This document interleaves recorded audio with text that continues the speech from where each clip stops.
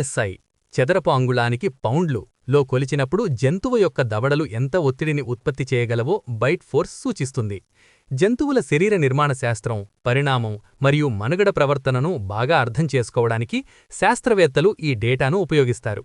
దవడ స్థానం, దంతాల ఆకారం మరియు పరిమాణం ఆధారంగా ఖచ్చితమైన సంఖ్యలు మారవచ్చు. అంచనావేసిన కాటుశక్తి శ్రేణులు మనకు సహజ ప్రపంచం గురించి విలువైన అంతర్దృష్టిని ఇస్తాయి. మాంసాహారులతో పోలిస్తే మానవులు సాపేక్షంగా బలహీనమైన కాటును కలిగి ఉంటారు. అయితే సింహాలు, పులులు మరియు జాగ్వర్లు వంటి శక్తివంతమైన జంతువులు వేట మరియు వేటను చంపడానికి బలమైన దవడలపై ఆధారపడతాయి. మచ్చల హైనా ఎముకలను అణచివేసే కాటుకు ప్రసిద్ధి చెందింది. ఇది జంతువు యొక్క దాదాపు ప్రతి భాగాన్ని తినడానికి వీలు కల్పిస్తుంది.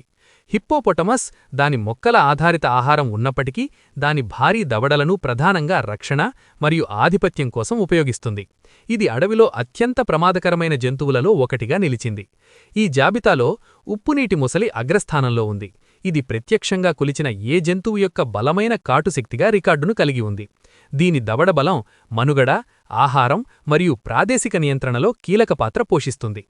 కాటుశక్తిని అర్థం చేసుకోవడం శాస్త్రవేత్తలకు వన్యప్రాణుల ప్రవర్తన, పరిరక్షణ మరియు పర్యావరణ సమతుల్యతను అధ్యయనం చేయడానికి సహాయపడుతుంది. వన్యప్రాణులను గౌరవించడం మరియు సహజ ఆవాసాలను పరిరక్షించడం జంతువులకు మరియు మానవులకు ఎందుకవసరమో కూడా ఈ అంచనాలు మనకు గుర్తుచేస్తాయి. మరిన్ని క్రేజీ అప్డేట్స్ కోసం దయచేసి నా ఛానల్ని సబ్స్క్రైబ్ చేయండి.